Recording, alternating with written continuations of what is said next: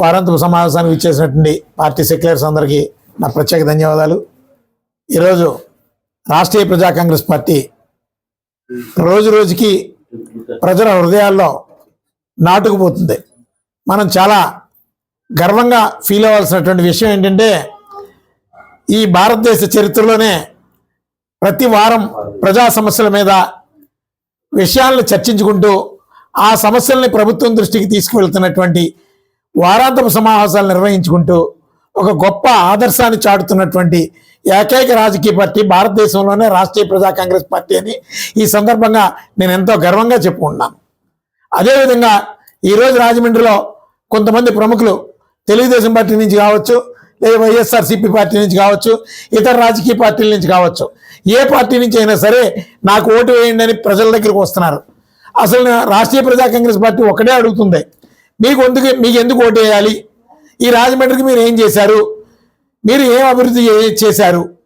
ఈరోజు ఏదైనా ప్రభుత్వ కార్యాలయంలో సమస్య వస్తే, మున్సిపల్ కార్పొరేషన్లో సమస్య వస్తే రాష్ట్రీయ ప్రజా కాంగ్రెస్ పార్టీ దగ్గరుండి చేసి పెడుతుంది.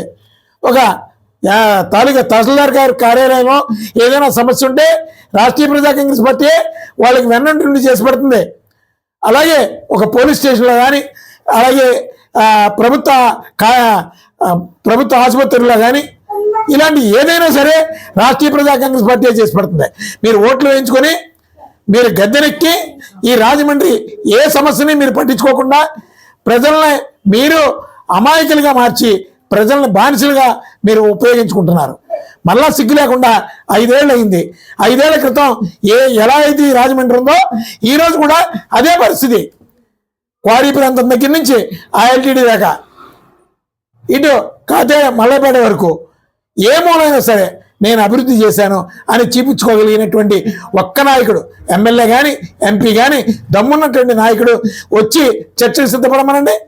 రోడ్లు గుంతలుగా రాజమండ్రి అస్తవ్యస్తంగా ఉంది. అలాగే ఎటు చూసినా పారిశుద్ధ్యం లేదు, రేవులు ఘోరమైనటువంటి దుర్గంధం, స్కూల్స్ చివరికి ప్రభుత్వ పాఠశాలలన్నీ కూడా దుర్గంధం, మురుగు కంపు పడుతున్నాయి, టాయిలెట్స్ క్లీనింగ్ లేవు, విద్యార్థులు ఘోరంగా ఇబ్బందులు పడుతున్నారు. అలాగే ఈ బస్ స్టాండ్స్లోని, అలాగే కాలేజెస్ దగ్గర, స్కూళ్ళ దగ్గర అసలు ఆడపిల్లలకు భద్రత లేదు. కనీసం ప్రమాదం వచ్చింది, కష్టం వచ్చింది అని పోలీస్ స్టేషన్కి వెళ్తే పట్టించుకున్నటువంటి నాదుడు లేడు. ప్రభుత్వ ఆసుపత్రుల్లో ఎందుకు వైద్యం చేస్తున్నారో తెలుస్తలేదు. అక్కడ ఉన్నటువంటి యంత్రాలు, స్కానింగ్ యూనిట్స్ కానీ, అలాగే ల్యాబ్ రిపోర్ట్స్ కానీ, అలాగే క్వాలిఫైడ్ ఒక విభాగానికి సంబంధించినటువంటి వైద్యులు కానీ అక్కడ ఎవరూ లేరు. ఏదో కాలం చెల్లినటువంటి మందులు ఇస్తారు, ఆ మందులు ఆ రోగులకు ఇస్తారు, అవి తగ్గవు.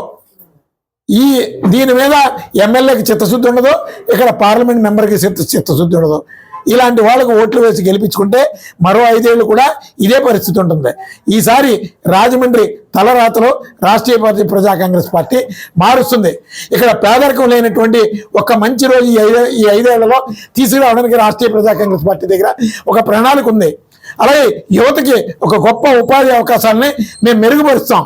ఇక్కడ ప్రభుత్వ కార్యాలయాల్లో ప్రజల సమస్యల్ని గాలి కుదురుతున్నటువంటి పాలనా విధానాల్ని ఖచ్చితంగా చట్టపరమైనటువంటి బుద్ధి చెప్పే విధంగా మేము కష్టపడతాం.